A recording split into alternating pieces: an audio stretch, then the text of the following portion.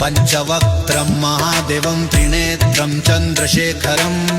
जटाधरं गंगाधरं वन्दे शम्भुं महेश्वरम् भस्मधारं नीलकण्ठं शूलपाणिं सनातनं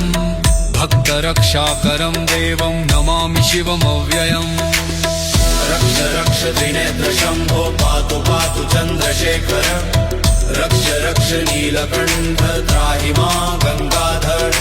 पूर्वे पातु त्रिनेत्रेश दक्षिणे पातु नीलकण्ठः पश्चिमे पातु शूलपाणिः उत्तरे पातु विश्वनाथः ऊर्ध्वे पातु चन्द्रशेखरः अधस्तात् पातु पशुपतिः सर्वतो मां सदा पातु पञ्चवक्त्रः सदाशिवः हर हर शम्भो रक्ष शम्भो जटाधर शम्भो गंगाधर शम्भो